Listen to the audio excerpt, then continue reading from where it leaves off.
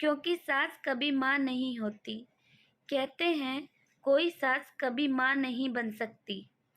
वैसे तो वह भी एक माँ ही होती है, लेकिन अपनी बहू के लिए कभी माँ बनकर नहीं रह सकती। सास को माँ मत समझो और ना ही उनसे कभी माँ जैसी कोई उम्मीद रखो, क्योंकि जब तुम लड़खड़ाकर गिरोगी तो माँ दौड़ती चली आएगी तुम्हें उठाने के लिए, लेकिन सास कभी तुम्हें उठाने नहीं आएगी, वह खुद तुम्हें उठना सिखाएगी। जब तुम पर या परिवार पर कोई मुसीबत आती है तो माँ हमेशा आगे ढाल बनकर खड़ी रहती है, लेकिन सास तुम्हें आगे खड़ा करके ढाल बनकर लड़ना सिखाएगी। तुम सुबह देर तक सोती रहो, माँ तुम्हें कभी कुछ नहीं कहेगी, लेकिन सास कभी तुम्हें सोने नहीं देगी। वह तुम्हें वक्त पर जगना और सतर्क रहना सिखाएगी। तुम कितनी भी देर तक दोस्तों से बातें करो, पूरे दिन फोन पर लगी रहो, माँ तुम्हें नहीं रोकेगी, लेकिन तुम्हारी सास तुम्हें हमेशा रोकती रहेगी, ताकि तुम एक जिम्मेदार इंसान बनो और वक्त की कदर करना सीखो।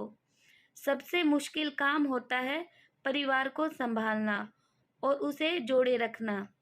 इस काम के लिए सास से अच्छी टीचर कोई हो ही नहीं सकती, जो तुम्हें एक जिम्मेदार इंसान बनाती है और अक्सर खुद बुरी बनकर अपनी बहू के लिए भला ही सोचती है।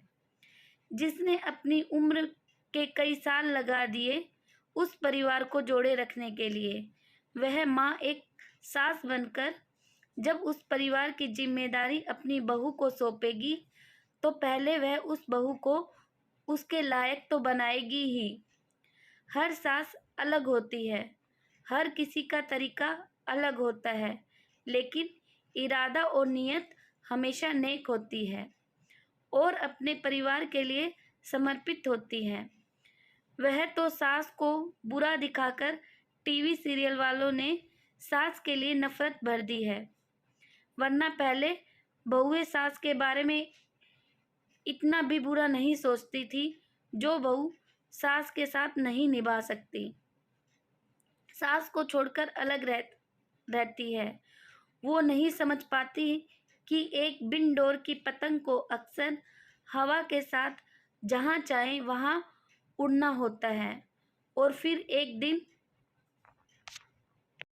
जमीन पर आकर गिरना होता है। अगर जीवन में ऊंचाई को छूना है तो हमेशा अपनी डोर से बंधे रहो, जो तुम्हें खींचेगी, मन चाही जगह नहीं उड़ने देगी, लेकिन तुम्हें कभी गिरने भी नहीं देगी। दोस्तों, आशा करती हूँ आपको इस कहानी से कुछ सीखने को मिला होगा। अगर कहानी पसंद आई है तो प्लीज़ कहानी को लाइक, शेयर एंड चैनल को सब्सक्राइब करें और इस कहानी में आपकी क्या राय है कमेंट में ज़रूर बताएं।